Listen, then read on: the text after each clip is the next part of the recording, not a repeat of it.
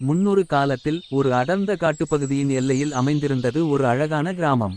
அந்த கிராமத்தின் எல்லையில் கையில் பெரிய அரிவாளுடன் கம்பீரமாக நின்றிருந்தார் சங்கிலி கருப்பசாமி. அந்த கிராமத்தில் பொன்னன் என்ற ஏழை விவசாயி ஒருவன் இருந்தான். அவன் மிகவும் நேர்மையானவன், எதற்கும் பயப்படமாட்டான்.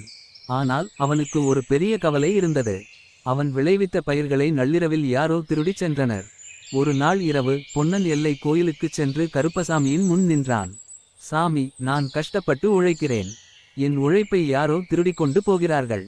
நீயே இதற்கு ஒரு முடிவு கட்ட வேண்டும் என்று வேண்டிக்கொண்டு அன்றிரவு தனது வயலிலேயே படுத்து கொண்டான்.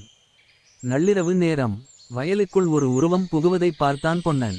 உடனே எழுந்து சத்தம் போட போனான். ஆனால் அங்கே அவன் கண்ட காட்சி அவனை ஸ்தம்பிக்க வைத்தது. வெள்ளை நிற குதிரையில் ஒரு வீரர் கையில் மின்னும் அரிவாளுடன் வந்து கொண்டிருந்தார். திருட வந்தவன் அந்த குதிரையின் காலடி சத்தத்தை கேட்டே அலறியடித்துக் கொண்டு ஓடினான்.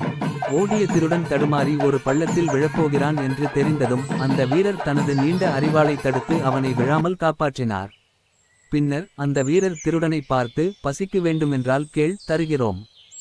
ஆனால் உழைப்பை திருடாதே. இனி இந்த கிராமத்து பக்கம் உழைக்காமல் எதையும் எடுக்க வராதே என்று கம்பீரமான குரலில் எச்சரித்தார். மறுநாள் காலை வயலில் பெரிய குதிரையின் காலடி தடங்களும் சந்தன வாசனையும் வீசியது.